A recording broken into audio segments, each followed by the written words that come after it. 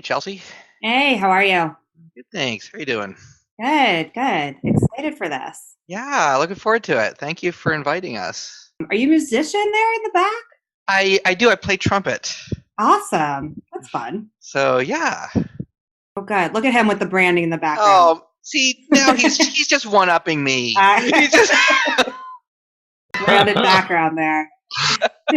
Right. Always got to be on brand. So, Yeah, of course. Marketing 101. Hello, everyone. Thank you for joining us today for Workbar Live. My name is Chelsea Hildreth, the Events and Partnerships Manager at Workbar. It's our pleasure to welcome Seth Dobbs, the CTO at Bounteous, and Jeff Shurgin, the Client Services Executive at Bounteous. They are presenting today on defining your business problems and effectively finding solutions. To start, just a little bit about Bounteous and the team. Bounteous creates big picture digital solutions that help companies deliver transformational digital brand experiences. Their expertise includes strategy, experience design, technology, analytics, insight, and marketing. Seth has deep industry experience helping both Fortune 500 and startups reach their marketing potential and has been named Chicago's best technology manager. Jeff, a Cornell University alum, has deep executive leadership experience helping clients solve pressing business needs through budgeting, architectural direction, and program implementation. So with that, Seth and Jeff, thank you again for being here. Please take it away. right. Thank you, Chelsea, and thanks for inviting us. Happy to have you. So yeah, as Chelsea mentioned, I'm a vice president of client service at Bounteous. I'm actually located here in Boston, along with one of our account managers, Rachel Camp. We joined the Workbar community just before COVID hit in March, so we actually haven't had a chance to even work at the Workbar sites yet. Oh my Um, gosh. so yeah, um, so we're looking forward to it, and looking forward to meeting all of you in person at some point, including you, Chelsea. So Yeah. that will be fun. But in the meantime, we're excited to be part of the community, at least virtually. And as Chelsea mentioned, I'm here with Seth. I didn't know, Seth, if you wanted to give any additional intro. sure, real brief. Thanks, Jeff, and thanks, Chelsea, and everyone in the Work Bar community for having us today. Really happy to be doing this. As Chelsea mentioned, I'm the CTO at Bounteous. I've been in the technology industry for around 30 years. Part of Bounteous probably for almost 16. And I've been involved I've been a software developer, software architect, project manager, client manager, a whole bunch of different things. But really been involved in defining and delivering, around probably 50 different applications and systems throughout my career, including the fourth largest e-commerce system. I also do a bit of public speaking. I've done a bit of training through O'Reilly, both in person and their conferences, which I think they've canceled now with COVID, and also through their online stuff. And some of what we'll be covering today kind of comes out of some of that work. Awesome. Great. All right. So who is Bounteous? Chelsea gave a nice introduction there, but we always like to say that we create big picture digital solutions that help leading organizations deliver transformational brand experiences. So what does all that mean? Next slide, Seth. Means really we try to integrate all these different competencies that Chelsea mentioned earlier and truly deliver solutions to our clients' biggest challenges. And one of the things we are excited about with today's presentation is it all starts with defining the right problem and making sure we clearly understand what the real problem is. I'm sure many of you have had experiences with different vendors, particularly ones trying to sell a platform. It might be an analytics platform or content management system, or even something, more specific like a push notification platform. And it becomes kind of the hammer and the nail problem, right? They look at your problem and say, well, of course, our solution will work for you and solve it, and here's why. And they have the hammer, and they always think your problem is the nail. But if you don't define that problem up front correctly, you don't know that you're actually solving it and ultimately driving the business results that everybody needs to get out of these projects. So that's really what we try to do, is make sure we're identifying it correctly, and then ultimately pulling the right levers, pulling in these different competencies in to make sure we're bringing the right skill sets to help solve the problems and ultimately drive those business results that we need to. And just a little bit by the numbers, we're headquartered in Chicago. We're over 500 people now in all these different locations that you see on the bottom throughout the US and in Canada. And one thing that I think is interesting for the Workbar community is we have over 60 people who work remotely throughout the country, and actually a couple people, I believe, in Europe. So we have actually a very strong and robust remote culture, which is really interesting. And when the COVID hit, we fairly seamlessly transitioned with the rest of our 500 employees to a remote working environment. Um, in Boston specifically, as I mentioned, there's 2 of us, and we also have a strong connection to the city through some of our clients. We've worked for Zipcar for over 9 years. We work for another client called Power Advocate, located just near Chinatown. And we're also a strong partner with Acquia, who you may know through the Drupal CMS platform and many of their marketing technologies. So we have a lot of ties to Boston, in addition to myself and Rachel.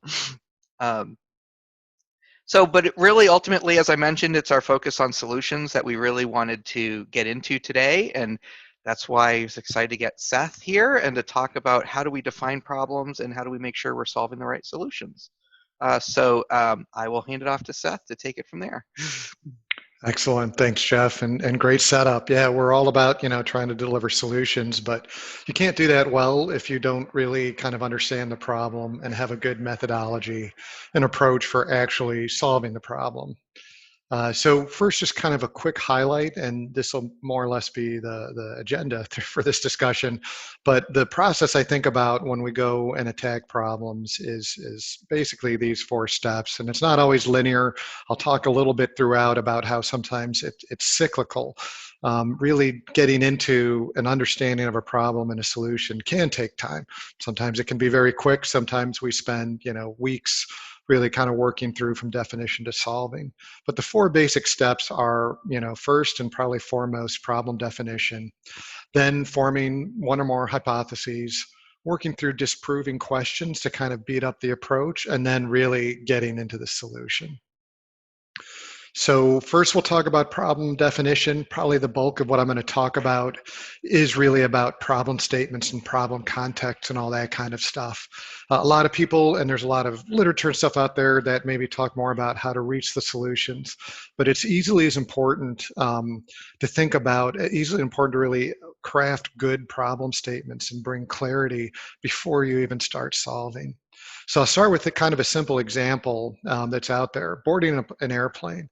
I'm sure many of us have sat there waiting to board airplanes, at least a few months ago, and felt like we could figure out a more efficient way to board than seemed to be happening with what we were watching, right? And in fact, we'd be correct that we probably could. There's a lot of research around methods for optimal boarding time, and they basically several different research, I think, efforts have more or less reached consensus that if you think of like Southwest Airlines, which has a single aisle, 3 seats on each side, the optimal boarding is back to front by the window, back to front in the middle, and then back to front in the aisle. Fastest way, most efficient way. No one's really getting in each other's way, putting up luggage and things like that.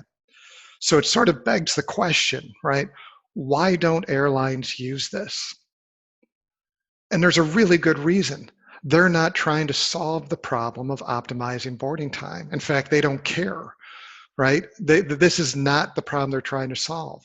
They're trying to solve typically the problem of recurring revenue. If you think about especially United and American, which have big loyalty programs for their frequent flyers, they want to be able to provide benefits for people that spend more money with them to encourage them to spend more money. So they're using the boarding process to solve a very specific problem. And that is, how do we turn it into a device that we can actually make people want to, have a better position in it? Right? Because if you've been through that, I remember years ago, I don't know if it was American, for the first time I got like boarding group 3, and I was really excited and found that there's like unnumbered groups even that board before group 1 does, right? It's crazy when you think about it, unless you understand the problem, right, that the airlines are actually trying to solve. And that's why it's really important to first think of what we're really trying to accomplish for a business. So the most important principle in problem solving is shape the problem before the solution. There's the old adage, a problem well stated is a problem half solved. And basically what I advocate is really working to clarify and bound the problem. And sometimes we can push and sort of pull the problem in a way that makes it more easily solved. Right, so we have to spend some time doing this and understanding the problem so that we are solving the right thing. Otherwise, we might bring more costly solutions or solutions that simply don't actually meet the needs. And for example, if United Airlines had come to Bounteous and asked us to build a system to manage boarding, and we solved the problem of most efficient boarding, we would have been fired, right? Because we would have not done what they actually needed. So really, really important to get that kind of thing right. So let's peel that back. I'll go through some examples. First, looking at just some simple statements and qualifying whether or not we think they're a good problem statement. So the first one I'll throw out there is, we need search engine optimization. And in general, I would consider this not a problem statement. This is actually a solution statement, right? Search engine optimization is a solution. The lack of it isn't necessarily a problem. And so one of the things that I've observed over the years, when we hear people say we need, they are actually providing a solution statement, not a problem statement. So if we find ourselves saying that or hearing other people that want us to help them solve something saying we just need this, how do we do it? They're asking you how to implement a solution, not how to solve a problem. And so sometimes it's worth questioning. Taking this and shaping it slightly differently, we need to generate more online leads. So this is kind of a problem statement, right? It gives us actually a little bit more of a real problem to solve. How do we generate more leads? But it's phrased still in a way that can really constrain our thinking about the real problem. So as I mentioned, like we need is in there still, right? And so there's an assumption that's still being made. We need to generate more online leads. And so, we could, if we took this still as a problem statement, we'd probably quickly fall back into, search engine optimization primarily, right? Maybe some other forms of digital marketing. But what if we phrase the problem as we aren't closing enough new business? That's a bigger problem, right? And a broader problem, and one that, any of us can really sink our teeth into. If we think about like digital properties, if we try to solve this problem through SEO, right, through really optimizing, search and bringing more leads to the site, but our funnel and our calls to action are bad, or the performance on our website was so bad that people are leaving instead of buying, what would be the result of implementing the SEO solution? Right, it would actually be, it might still improve sales initially, because even at like 0.1% conversion, if you throw more people at it, you're going to get more. But there's a detrimental effect over time if your site is so bad, right, that you're not going to actually really get durable new business. Also, you might invest more and more in SEO when that's really not fixing the problem. And so it might be a very expensive fix rather than doing some work on the site, right? So this is really all about value-driven solutioning, focusing on problems that have clear values, thinking about what the real problem is, and usually sort of pushing back on what we first hear. And I'll go through a couple techniques to elucidate more information. So just to say it again and be real clear, when we say or hear we need, we're really talking about or listening to a solution, not a problem. So that's sort of the first tool when we think about problem statements, is searching for that and making sure we're really pushing. So an example of sort of pushing that through again, we could start with the statement, we need to rebrand our website. And that's something we hear a lot. And my first question, is typically going to be why?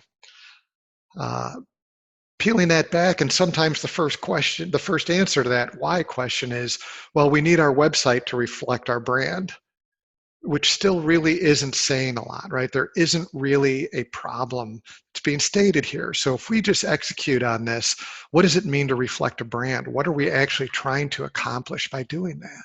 So push on that again, and you might find out something like, well, we're sort of a complex services company, and potential customers might not actually understand what we do and won't end up buying from us. Okay, that's why we need to recite. That's why we need to maybe infuse new sort of brand concepts into the site to provide clarity so people will actually buy from us. That's something that's far more meaningful and allows us to measure the success, right? And even the fitness of a solution, because there's a clear problem here, right? If it's just we need to rebrand our website, how do you, and if you put that out to companies, how do you actually validate the fitness of their solution if that's all you've asked for? Right? It's very difficult. So getting to these problem statements is key. Sort of peeling that back more, a good problem statement should have a desired outcome that isn't happening, as in maybe we need more sales, or an existing outcome that shouldn't be happening.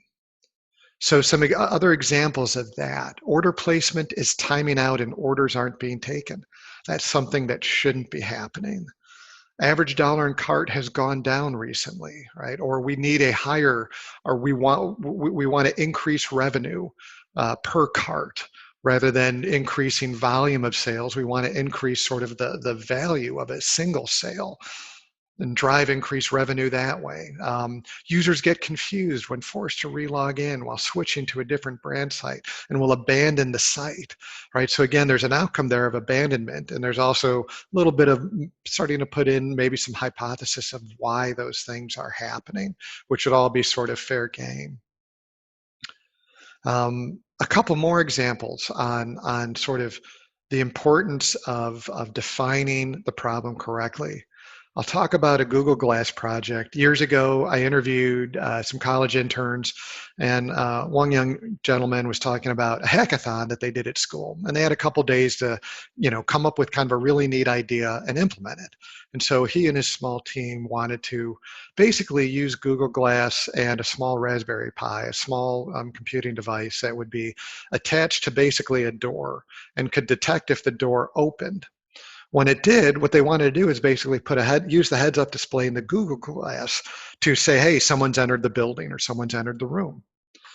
At the time, the documentation for Google Glass was so poor that it might as well have not existed. And they were struggling to make the Google Glass interface work to pop up that message. And if they had sort of limited themselves to deciding that what they needed to solve was the problem of making the interface work, they probably never would have achieved it. But one of them observed when they were wearing the Google Glass that whenever the account that was registered to the Google Glass received an email, the email popped up with a subject. So they took a step back and they focused on the outcome, right, of what they really needed, which is a display. So what they ended up actually doing was when the door opened, the Raspberry Pi device would send an email to the registered account with a subject, someone entered the room. Bam, instantly solved. So from a technology perspective, it might not have been the most exciting thing that could have happened because they didn't really figure out all the inner workings of the Google Glass. But we're not in the business of doing something to make sort of the developers excited about the technology per se. We're really here to solve problems. And so I was actually very impressed that the couple college students really were able to take a step back and refocus on the actual problem. Another simple one that's happened in our office many years ago, a group came and said, we have a problem with scheduling, and the problem is we can't see the details of other people's calendars. And so what they wanted to do was give permissions for everyone to see everyone's calendar scheduling. And then we started getting into deeper discussions of, well, we have to be able to set privacy because if I say, I'm having a performance improvement plan with Jeff is the subject of my, sorry, Jeff, is the subject of my meeting, I don't want other people to see that. And so I said, viewing other people's calendars, and they started with we need, right, is a solution. What's the real problem that we're trying to solve? Well, everybody's calendar is complex, and I'm sure many of us can empathize with this. Everyone's calendar is complex, and it's hard to schedule people, so I want to see what your meetings are so I know what I can schedule over. And I said, well, how do you know that you can schedule over one of my meetings just because you know what's there? You don't actually know my priorities, right? So the problem is um, we have complicated calendars and it's hard to coordinate and actually find available time. And so solving that is very different than having visibility because, I actually will move meetings with my boss in favor of people on my team because they're the ones that really need me. My boss can wait for me, right? And not everyone has that kind of prioritization. So we actually push to have kind of a different solution, or a different problem statement. And the solution is often that we send an email with a list of times and get everyone, or we use Slack now and have people vote on time slots. Much simpler, right? A couple last thoughts on just the problem statement alone. I think I promised I'd spend a lot of time on problem statements and problem definition. I'm true to my word. It is really important. But again, all those examples, I alluded to it with the Google Glass. Solutions are only valuable if our business, our clients, our users, our community see them as solving meaningful problems.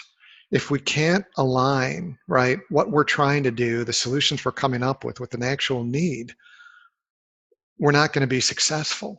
And so this is somewhat aligned if you're familiar with the jobs to be done mindset. It's aligning solutions and things with the jobs that people are trying to accomplish and the problems that are getting in the way of them trying to accomplish their goals. So no matter what our field is, it can be very tempting to solve like intellectual problems that we find challenging and intriguing. But if they're not useful, ultimately we don't get the reward of seeing them actually make a difference for people. So the second part of defining a problem is really thinking about the full context. So we talked about problem statement, but there's usually a context in which the problem sits, and understanding that and being clear about that will really still help lead to better solutions. So diving into that, there's a few basic contexts we can think about. The first is constraints. And we really want to do the homework to understand what constraints we're operating under.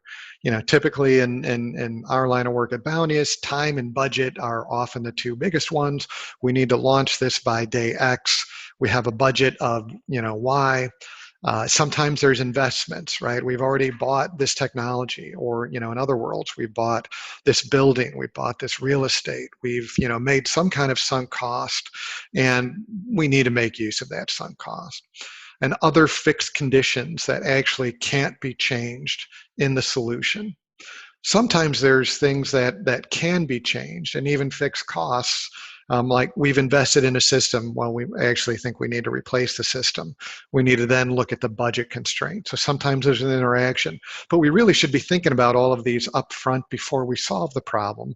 So we don't come up with something that's going to take 2 years when we need to have something, a store open in 4 months. Right, a construction plan that takes 2 years would be bad and not actually solve the problem, even if it meets like the problem statement. Assumptions. Make sure all the stakeholders are in sync with the assumptions that you are making. Unspoken assumptions are the seeds of disaster. We often like to think our assumptions are self-evident. And I think sometimes we think that the things that we see and just sort of assume are so obvious that we're almost embarrassed to speak them. People are going to think we're dumb for sort of voicing things that are obvious, but not speaking them is the fastest way to be misaligned. And I've been around a long time. One of the things that I've become very comfortable with is stating what I think is the obvious, because it often isn't. And that's just a sort of a technique to really master. I know we think things are common sense. Linda Rising, who's kind of big in the engineering field, gives a talk on a whole bunch of things, but the thing she says about common sense is that basically for hundreds of years, it was common sense to use leeches to cure all ill. Right, so that's basically kind of her dismissal of common sense. It's good to talk about it. It's good to surface the assumptions, be it on user behavior, your reasoning, location of things, traffic, like whatever assumptions you're making that go into the solution. It's good to talk about and to make sure everyone really is on the same page. If you have a team involved and a team available, or the lack of one and needing one, it's all part of the context as well. Current expertise and skill set needs to be considered. Sometimes we have to think about training costs. Sometimes we have to think about hiring consultants or hiring new people to come in and help us. And so that's all part of, the context, and still thinking about that as an aspect of the solution. And then another big one we often run into is regulations. Many of us work in industries and or with data that fall under regulations, local, industry, federal, national, international. Clearly an important part of our context. Even just knowing the amount of documentation you might need for certain kinds of solutions and the time it takes for things to be approved in a regulatory industry have an impact on solution and how you would approach things. So kind of wrapping all of that up together then, a good problem statement captures desired outcomes, the absence of undesired outcomes. It addresses business value, user value, client value, whatever that might be, and considers all that context, right? So pulling all of that together puts us in a much better position to actually be able to solve a problem. And so I'll give another example somewhat based on a real client that we had to kind of give through, you can see it's now more than just one sentence. Often it might be, we might think of it as a brief, to sort of really summarize it. But basically, one of the clients we worked with had kind of this first problem statement, which is some memory loss patients can reduce their intake of psychotropic medication through regular interaction with certain kinds of quality digital content. And so they had discovered that basically interacting with certain kinds of games and video and old TV and things like that to help sort of trigger older memories would actually help people reduce the intake of psychotropic medication. And so the problem being, the outcome being reduction of medication, because it actually improved the quality of life to reduce this medication. So that's kind of the overarching problem they're trying to solve. How do we improve the quality of life of care patients? Part of the context for us is thinking about a digital solution was that these patients often reside in facilities with poor Wi-Fi, and so they can't do like high-speed streaming of content.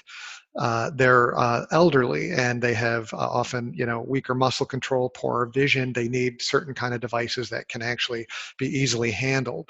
And they might have had competitors that were exploring similar concepts and they needed a solution to market in 4 months or they might miss the opportunity. So this gives us a much broader problem to solve than hey, we want to distribute digital content for senior citizens on a tablet. There's so many ways we could have approached this. This already, through a simple discussion, narrows us down and gives us stuff to attack.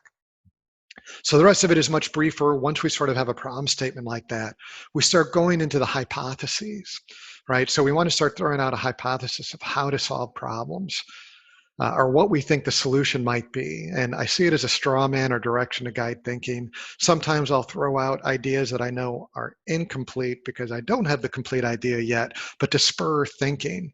And so there's kind of a technical example of, using cues, maybe more to the example that I just used. We need an architecture that enables offline tablet usage, but can get content updates when Wi-Fi is available.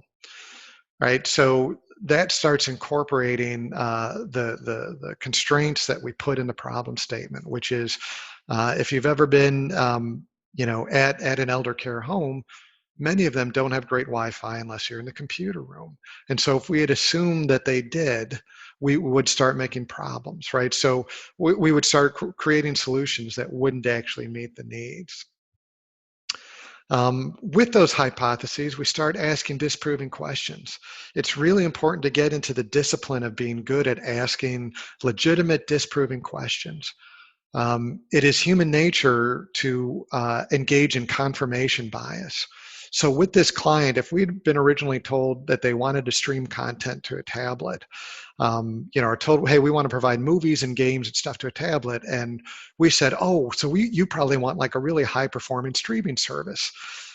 Because that would be a great thing to implement. It would be really exciting. And they would probably say yes, because that sounds really cool. And they might not understand the implications. And again, if we had built that, the first home they brought it into, once they got about 100 yards outside of the computer room, these tablets wouldn't have been mobile, right? Because it wouldn't have gotten the signal. It wouldn't have been able to bring the content, and it wouldn't have been any use for them to actually be in a tablet. So we asked the disproving question around around Wi-Fi availability in the facility, which actually then helped us really get to a better solution. Other thoughts on it. Again, we take the hypothesis as a framework and we want to start beating it up with disproving questions to make sure we really know the full context. We want to make sure the hypothesis encompasses the full context, but sometimes in the process of asking these questions, we can discover the full context. So great sort of mechanism or technique to learn. Another example, maybe we're starting a delivery service, and so we're thinking that we're responsible for sort of putting together the actual delivery team. Someone else is really working on sort of the product that we're delivering or whatever might be happening. And so as we think about how we're going to solve building out this team, we might ask the question, hey, we're going to need to scale up over the next year, right? And the business people say, yeah, we absolutely are going to grow in the next year. So great. We find out we can get a discount on like 30 delivery vans and, a network and all this kind of stuff of people and maybe, drop-off facilities and stuff like that. And find out that if we'd asked the right question, that we've overinvested. Right. So a different question, right? A different way to ask this would be something along the lines of how many transactions, how many deliveries per day do we expect over the next year? How do we expect that to rise? Oh, I'm glad you asked because we're going to move from 10 delivery days to 100 delivery days. Okay, well, I just ordered 50 trucks and I probably have like 49 too many. And so I've come up with a solution that is super costly and doesn't solve a problem we're going to have for years. Right? So just asking the right questions can help surface more details. From there, solving is conceptually straightforward. I try to think of it, simply as mapping from the needs, the goals, to a solution while honoring the constraints and context. So if we've done a good job of understanding all the stuff I've talked about, right, we've got a problem statement that's really outcome focused. We understand the context. We've surfaced all assumptions. We've beaten up a hypothesis. We have a very clear path into a solution. Sometimes there's still a lot of work to be done, but at least we now have a lot of guardrails that give us the confidence that we can actually solve the right things and give us a direct line to get there and give us the ability to communicate the solution to our stakeholders in a way that they're likely to buy in because we really understand everything that we need or that they need. So last thoughts about solving is making sure, as Jeff really talked about at the beginning, we're avoiding solutions in search of a problem. In our world, that's hey, we use we use Drupal and Acquia, so every problem we run into, that's the solution. Fortunately, Bounteous, we've got like 200 developers. We work with dozens of technologies, so we can actually really focus on getting to the right solution. But that's really important. Not all organizations have that ability or have that discipline. And so we'll often simply try to base solutions on, or base solutions to problems based on what we have on hand or what we want to do. But we always have to keep asking, do we have a problem that solution really solves? So quick wrap up. Again, the approach, develop a problem statement that includes context, all the assumptions, the constraints, all those understandings. Provide a hypothesis or more than one to drive discussion. Attempt to disprove the hypothesis. And then from there, work through that hypothesis to get a full-fledged solution and run with it. Last example I'll give about getting stuck in the rabbit hole. Sometimes we can get stuck with thinking that making our solution work is the problem that we have to solve, despite the evidence to the contrary. So one of my colleagues many years ago was going to take a family of four trip to Europe. And so he had a flight out of Chicago, O'Hare, Friday night. And this is pre-Uber, pre-Lyft, just for what it's worth. He called a cab, reserved it, supposed to come get him at 3 in the afternoon or whatever. Cab doesn't show up. 45 minutes later, he calls the cab company. He's got time. It's like, hey, the cab hasn't showed up. Oh, yeah, that guy went off duty. We'll send you another one. Another half hour, 45 minutes passes, and now he's having less and less time. Cab still doesn't show up. So now he's trying to solve the problem of, I need a taxi to get me to the airport. So he goes out and he tries to hail taxis down. They're like, yeah, where are you going? Oh, I'm going to the airport. I don't want to go to the airport right now. A lot of traffic. I'm heading to the city. Like all the cabbies want to head to the city, short rides, high volume, a lot of value to them. So in the end, he could not get a taxi to the flight and he had to rebook for the next day. This cost him thousands of dollars. And so the way he tells it, really hilarious story. And me being, I guess, a killjoy, me being me, I pointed out, I'm like, you were really kind of solving the wrong problem. The problem that you wanted to solve was getting to the airport. You took your solution, which is I need a taxi to get me to the airport, as the problem. I said it probably would have been much less expensive for you to have parked your car at the airport for the 2-week trip than the rebooking. He said, Seth, it would have cost me less to have driven to the airport, handed my keys to the stranger and let them keep the car than it would have cost me to rebook 4 international flights the next day.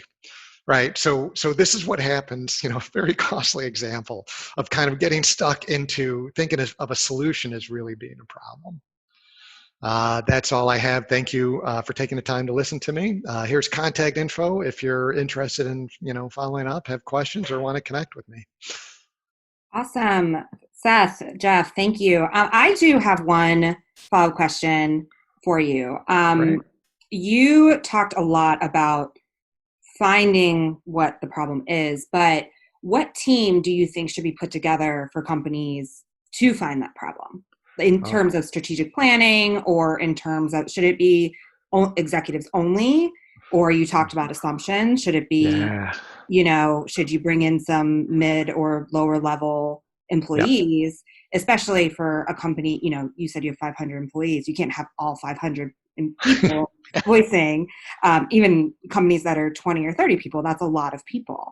So how do you kind of determine that team that points out what the biggest problems are and crafts that and then move forward? That's a great question. There's a few different techniques and thoughts around that. One, it should be multifunctional. Typically, there's a lot on design thinking, which is not so much a design discipline, but a problem surfacing discipline. And they believe, that the approach to design thinking is typically to have different points of view, representing the business, representing users, representing technology. And that doesn't mean departments. It means mentally and sort of a mindset of making sure you're kind of covering the bases. So I believe it is multifaceted. You do need a relatively small group for any kind of brainstorming. One of the interesting things about there's different modes of interaction, inquiry and advocacy. Inquiry is really all about engaging in a dialogue and trying to push back and forth and reach an understanding. And advocacy is more about asserting your own idea over other people. Typically in a group of more than 6 people, everyone devolves into advocacy just by the nature of the mindset and behind time slicing. And I'm only going to get like 3 minutes. I'm just going to say what I have to say. And so you don't want to have too big a team, but sometimes, unless you have a really good facilitator. So finding a balance of that. In terms of sort of the level, I've worked in manufacturing before, and I can tell you the people on the line sometimes have a much clearer view of the problems that are being faced with, like the specifics of them, than the people that are sort of at the executive level and wondering why, operational efficiency isn't what it should be. Right. So sometimes the executives are the ones that are seeing the data that indicates there is a problem that needs to be solved. But you'll find that both problem identification and sometimes problem solution is often best done at the proximity to the problem, right? But sometimes you need, there's different levels of context, so it'll vary. But I absolutely am an advocate of wanting to understand the people that are sort of directly impacted and what they see, because sometimes that can be super telling in ways that, and I'll admit, myself, I have a team of 200 people. I know I don't have a hands-on view of the problems all my development team faces, and I will seek even, the input of people that are fresh out of college, people that have been in the industry longer than I have, but that are at the front line to make sure I'm actually helping them succeed. So I really do, genuinely think that's a useful approach. Okay, great. And then you mentioned having a facilitator. Do you suggest that that person is within the company or kind of an outside consultant? It depends on how contentious the problem is. Fair enough. So a facilitator that can be neutral, like typically you kind of want a facilitator, if you need a facilitator, you should have one that doesn't have a stake in the game, because you don't even want like unconscious shaping. There are some people that, are good at being neutral even when they have some stake in it. I think, I consider myself one, but I'll also readily admit that I'm probably fooling myself to a certain extent that I can be as neutral as I'd like to think that I can be. So I do find that having someone that is good at facilitating and does not have a stake in the game is kind of ideal. And sometimes when it is a contentious problem, outsiders can come in and have a level of just credibility that neutralizes some of the contention, simply because like, oh, I actually feel like I can be heard, and so the tone can instantly change, and a good facilitator can kind of work that. Okay, great. Thank you. Well, Michael wants to know if this can be shared, and we recorded it, so it will be shared. And then I hope the guys will let me send out the actual presentation as well. If not, then I'll send out their contact information. And I think that would be a great way for you to get in touch with them and kind of go through any questions or anything that you have with them for anybody that wasn't able to join us today or has pending questions after the presentation. So with that, Jeff and Seth, is there anything that you'd like to say to just kind of wrap up an overview? I know you did kind of a brief overview, but anything to wrap up the presentation for us today?